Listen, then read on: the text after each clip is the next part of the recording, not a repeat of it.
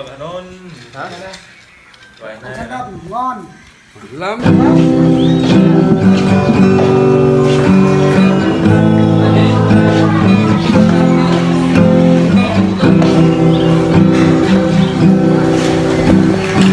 đấy đấy anh nhá tại vì chưa ra ra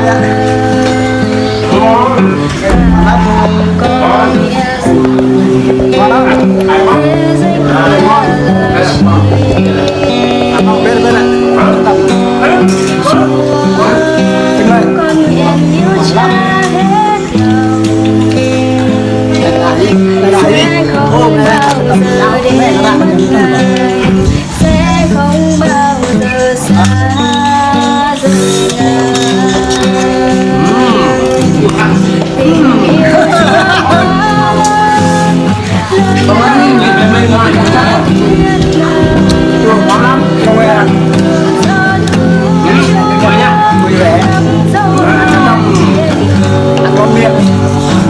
chồng người ra con xem kênh của mình nha gặp đây nha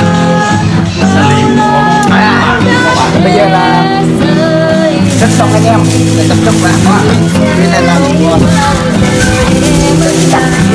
nhiều lắm này nhìn này đó nhiều lắm anh đây anh em ăn đi ngày mai hoàn hoàn học đó ăn đi yêu ngài con lên lừa tôi có mà gặp lừa đây học mù mà bạn này tập này trong mong trong mong cái đây trong mong mình cần bao nhiêu hoàn hoàn bằng yêu cha đó rất vui sẽ không bao giờ đêm ngon không bao giờ xa rời được rồi yêu chúa khói vẫn là như này buông con nữa vẫn là gặp người rồi là còn lắm không quen không hết bây giờ sao bây giờ một cái này em đang gọi nhé từ đây thế cao là bây giờ bố con này sẽ không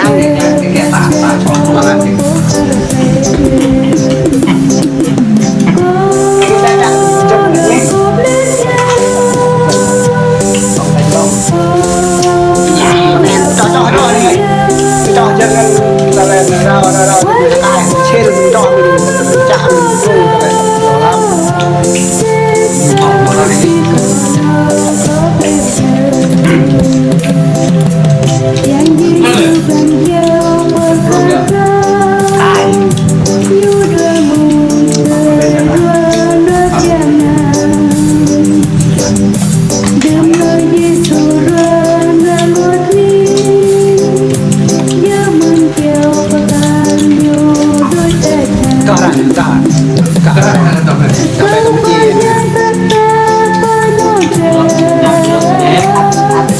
Khiến không hết đau đớn vô lòng nhớ Để tim ta có con trời gió Sẽ chờ ta chờ câu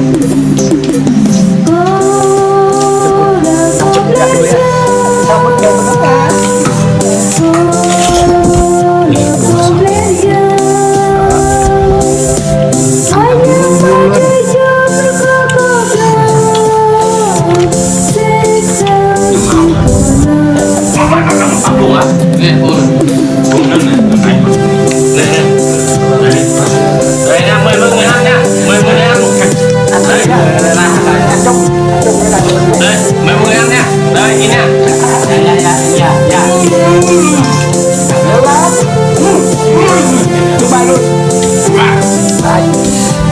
ôi trời Mà ngon quá. Phải quá.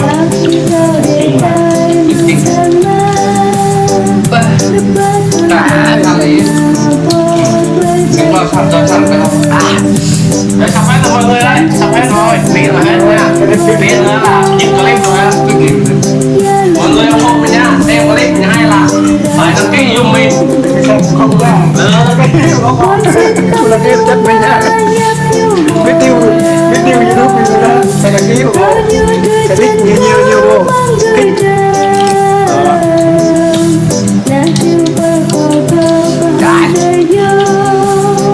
bạn dọn thay bạn chọn thay sẽ quay dân một phim này thay mà đây bị bông chụp mày nó thật ra đấy đó nói đi mà đưa ya đưa nó nghe em rồi Bạn cứ xem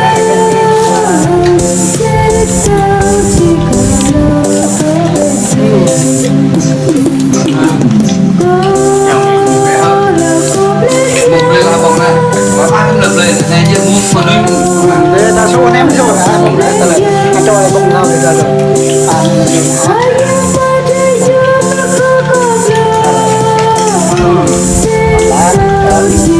quay phim là mình có cộng đồng anh em thế này cùng người ta cùng xem vui của mình thì ăn quay của mình thì là cái xem đây là chuối này mọi người. Đây, chuối này chín hết rồi, màu vàng hết rồi nè. đây là Chuối thôi, ăn thôi nó ngon lắm. Đây nha. đặt bánh ngon đấy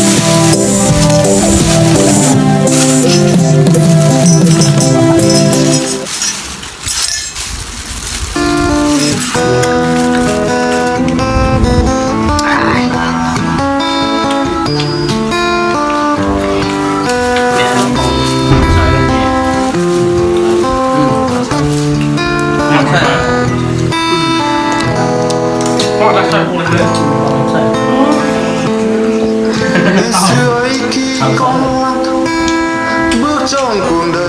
đây hai con trong lại vừa thì mình ăn tí cho mặt gà cái đó không chịu nổi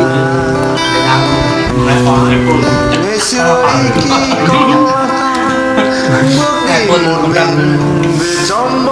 thì là phải cái tiếp liền ăn bạc lắm thôi bye bye nha Mời mọi người em ta đây nha. Từ đây nha. chương trình Mọi người của mình em cũng siêu đi nha. Bye bye. ngày mai nha mọi người. Tiếp tục quay tiếp ăn cái gì hoặc là làm món gì đấy trái cây hoặc là ăn thịt gì ngon ngon chưa ăn được